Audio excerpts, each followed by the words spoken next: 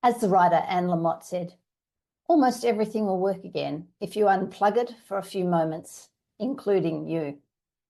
Hello and welcome to Conversations and Connections to Amplify and Inspire. Today's guest is Marie Bernando, and she is here to show us how to make that pause not just restorative, but transformative. Someone whose work sits at the powerful intersection of professional development and personal transformation. I'm sure you've heard the phrase, you can't pour from an empty cup. Hello, Marie. Hello, how are you, Kerryn? Good, thank you. You're going to show us how to make that pause not just restorative, but transformative, I believe.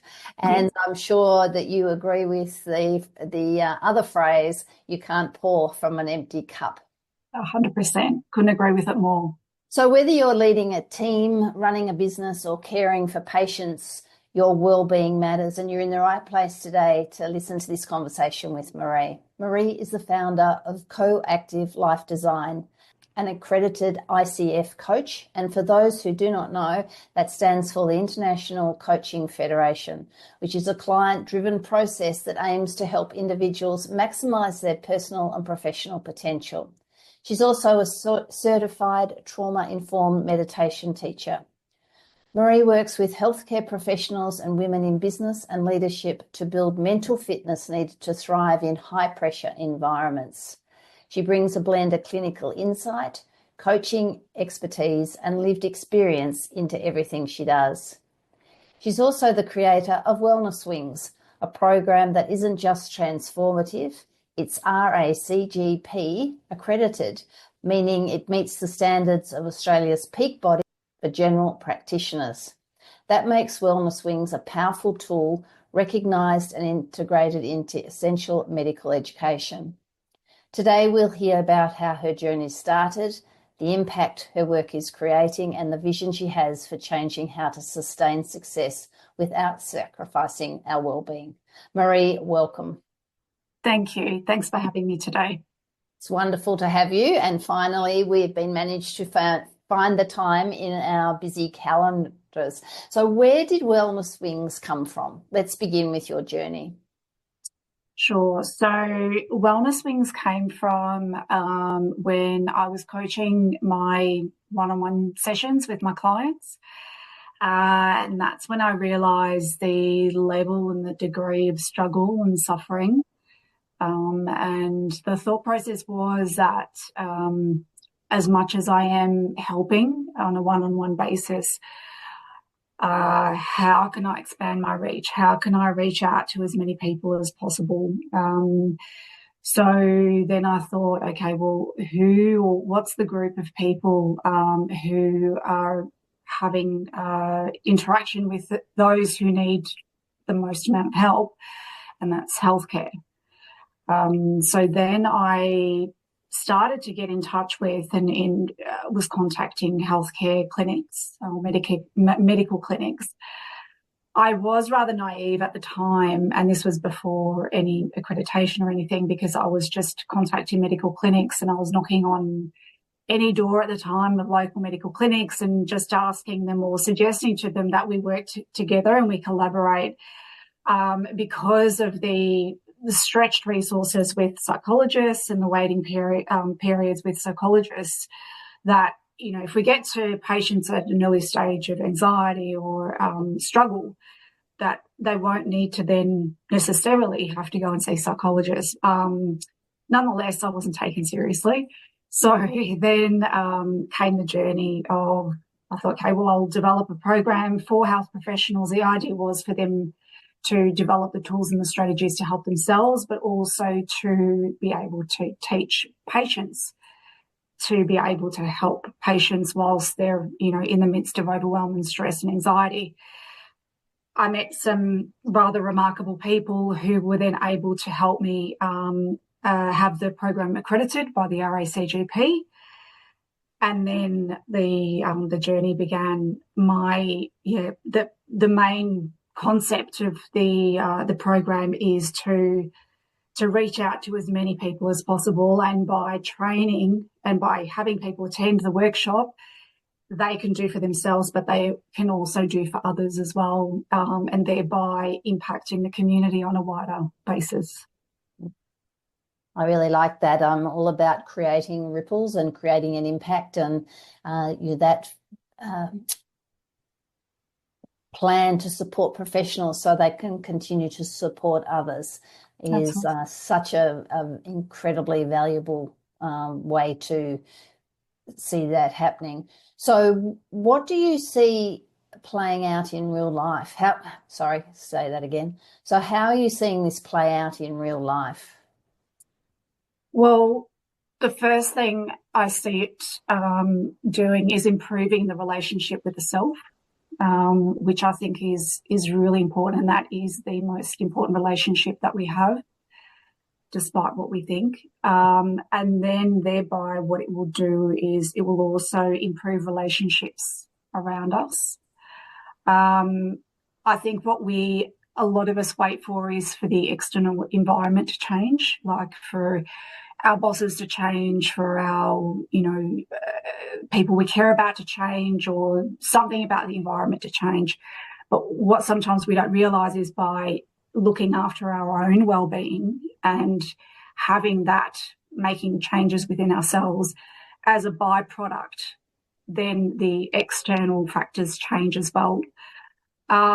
Empowering people. The one thing that many people feel when they're overwhelmed and stressed and feeling anxiety is not having control.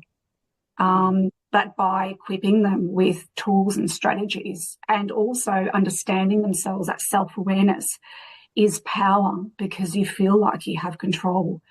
And that is just so empowering. And so that feeling is second to none, really.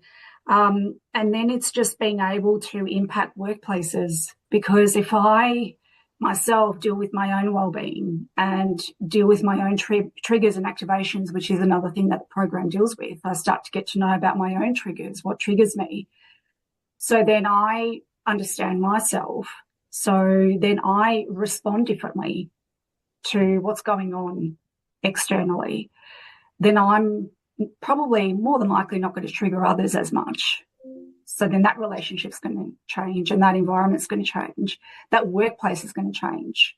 And then also another thing as a byproduct is you're actually going to become more aware of other people's triggers as well. Like, you're going to look at other people differently with a different lens. So when people are acting in a way or behaving in a way, as opposed to saying, okay, well, they're just being difficult or they're just being XYZ, perhaps you might look at it as, well, maybe they're just having a bad day, or maybe they're being triggered.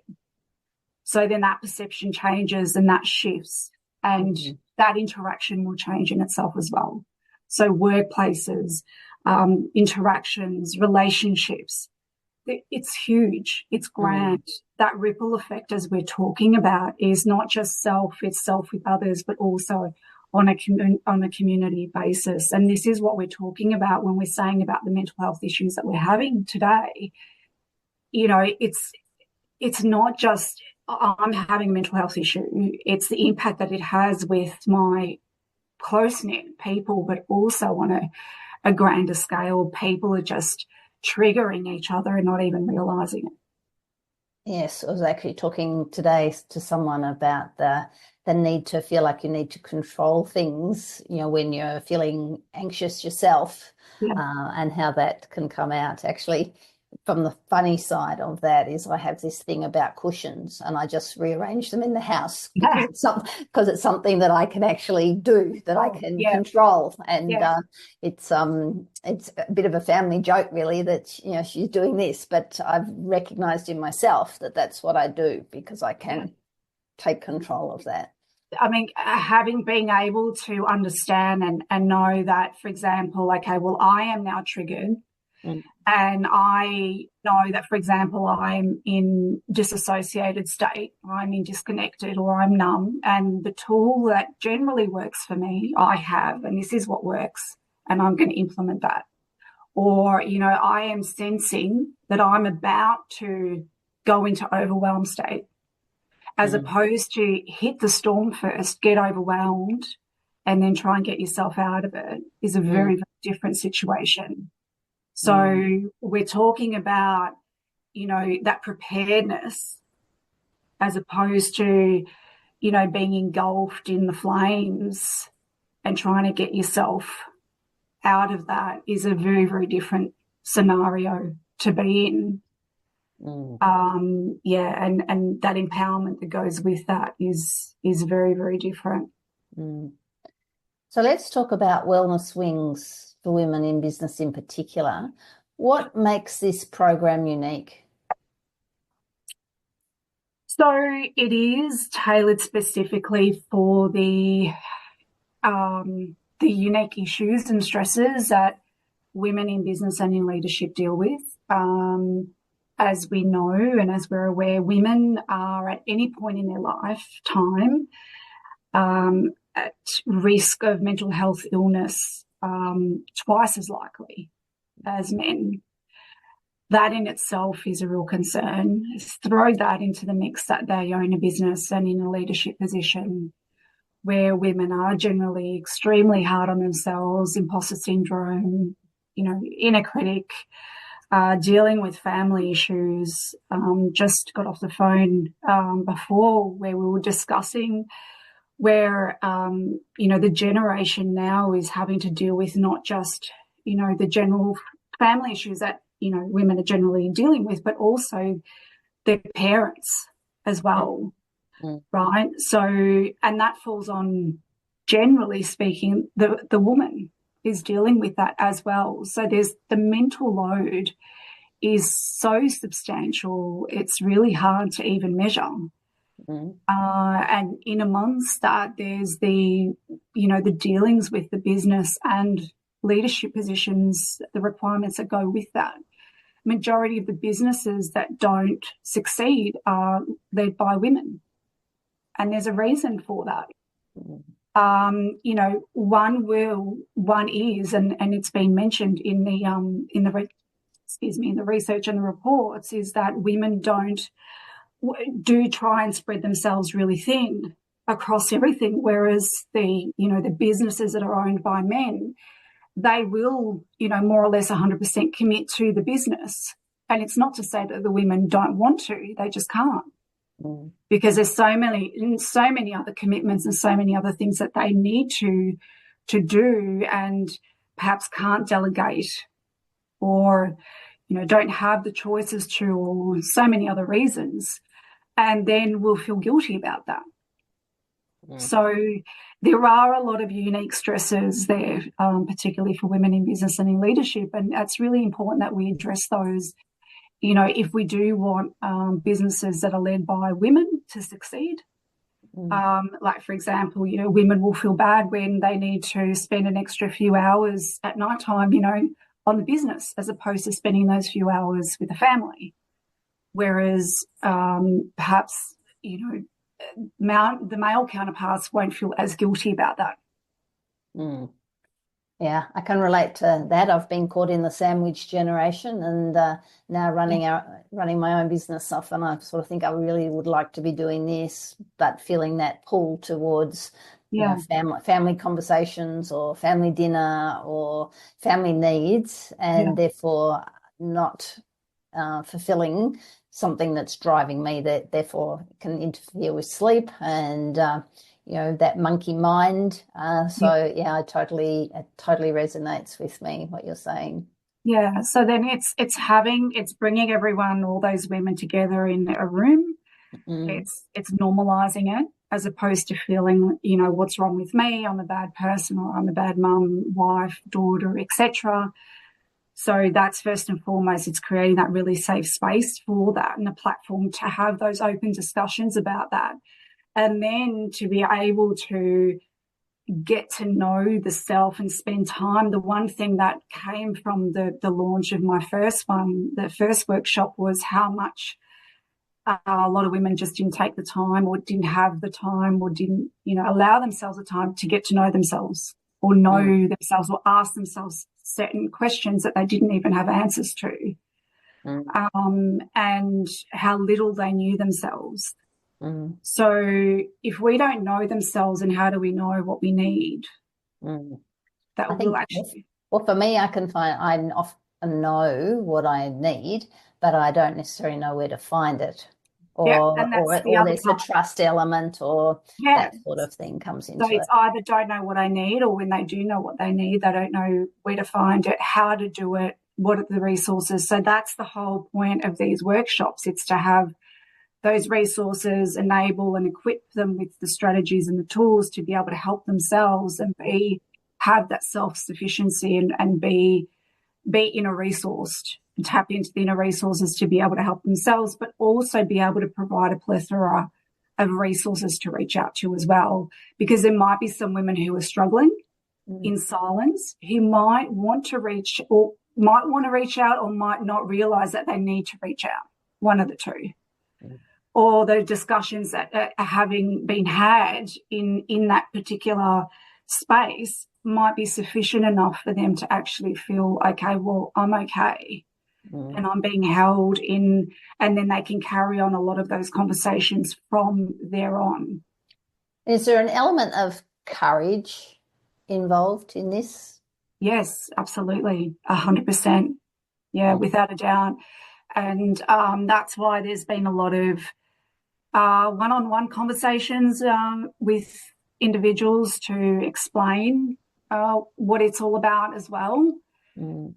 It's not a traditional wellbeing and mental health workshop, so to speak. Some of the feedback that came back afterwards was this is actually something unlike anything I've ever attended. So it does require courage. It does require, putting up the mirror up to ourselves and taking a look and going, okay, well, but it's not necessarily saying where I'm going wrong or where I'm going right. It's just basically looking at what's serving us, what's helpful, what's unhelpful. Investing in yourself. Yeah. Yeah, that's right. And a lot of energy and time is being poured into areas that are just not being helpful, or perhaps even, realizing that a lot of the times that we're that's not serving us, coincidentally, a lot of people are involved in that. And that's the realization as well. Oh, hang on a second. It just so happens that the times that I'm not, things aren't going well for me personally or professionally, that same person happens to be involved and sucking the energy out of. And it's at times like this where you're in that safe space and you're having those conversations where the realization and the penny drops. You're not going to have those realizations when you're in the storm or when you're just, Sure. Yeah. So I mentioned that you're wanting to expand this work and to keep the ripple going. What's your vision? I've got big dreams. I've got huge, enormous dreams, like a tidal wave if we're going to keep that thing going. My idea is I want to tailor this program for every industry. I want to tailor this program for education, for adolescents, for blue collar workers, corporate industry, everything, and then eventually have enough evidence there to support what I already know, that it does work, and it actually not just works, but it's their life skills, their transformational skills, and be able to have universities sit up and pay attention and say, well, we actually need to introduce this into the curriculum so that way our students are coming out of our schools with these skills, because teaching them, when we're in our 40s, 50s and so on, 30 plus, is great, and that's fantastic. We can change behaviour. It's been proven over and over, but it's a lot harder. Or there is an element of difficulty and challenge there. But when we're targeting, much younger generation, and they're coming through into their, their prospective jobs and careers with these skills with them, and they're able to deal with and, face these challenges head on with these tools already part of them, and it's like second nature. I think it's so important now too. We've got such a influx of AI into our lives that there is a gap about that human connection and that connection that starts with yourself. Yeah. And AI is never going to teach that. I don't believe, no matter what we put into AI, no matter what lessons it can pick up from us, it won't satisfy that human connection and that feeling of self-worth. Absolutely. Is so important to us. That inner critic and what the chaos that goes on in our head is not going to be silenced by, what AI tells us on a computer screen. The good thing at the moment about AI is it only tells you nice things. It doesn't ever tell you. Exactly. It doesn't tell you to pull your head in or anything like that at the moment. Heaven help if we get to that. But that human connection is really important. So what help do you need, Marie, with your big dream, your aspirations, and the work that really is so important? I think, there are so many things that are a life skill that just we need and we can't ignore. The fundamentals are, to spread the word, which I guess starts from here, Kerryn, and thank you again for bringing me on to have this really, really important discussion onto your podcast. Introductions, if there are any individuals who can assist me with spreading the word even further or who have the influence to assist beyond, then again, that would be really, really appreciated. And then whether they can sponsor or support the program in any way, I'd love to be able to, because there are so many individuals who won't be able to afford the program, for example. So I'd love to be able to offer it to, for example, women of domestic violence, for example, because they would definitely benefit from skills such as these. So if there's anybody that I could speak to who could support in any shape or form, then I'd be extremely, extremely grateful. And, spreading the word would definitely be the way to go. It's that constant ripple, which we all can. We only need to be alert to the conversations that we're having, and often opportunities just seem to emerge when you are conscious and aware of what's going on. I've got a couple of ideas we'll talk about after the conversation that may be worth pursuing or exploring. So, Marie, what's the best way for people to get in contact with you? So website, can put through an inquiry through the website. And the website is coactivelifedesign.com.au, or can email hello@coactivelifedesign.com.au is definitely the best way. Great. So before you slip away, I'd like to ask you a conversation starter on a different theme out of the game that I created. If you were to take one photograph of your life right now depicting where you're at, what would the photograph be of? The photograph would be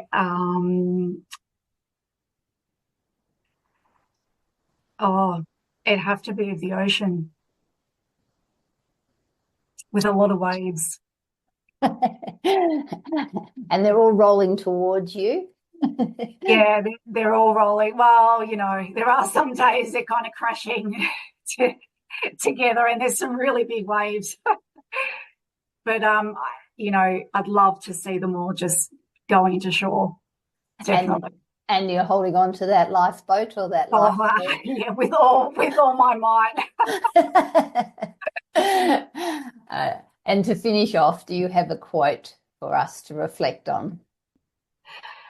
The one that I have to say for me personally, and I do have these printed here, and there's 4 of them, but I am going to, the one that resonates most with me is a quote by Henry Ford, and it's, whether you think you can or that you can't, you're usually right.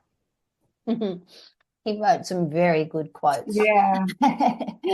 Marie, thank you so much for sharing your journey and your vision and your heart with us. And your work is a powerful reminder that we don't need to burn out to be successful, and that we need to take care of ourselves and have that lifeboat saving us first. Like they say on the aeroplane, you've got to save yourself first with the oxygen mask to be able to save anybody else. So let's keep the conversations going, and thanks for being with me, and we'll see you soon. Great. Thanks, Kerryn.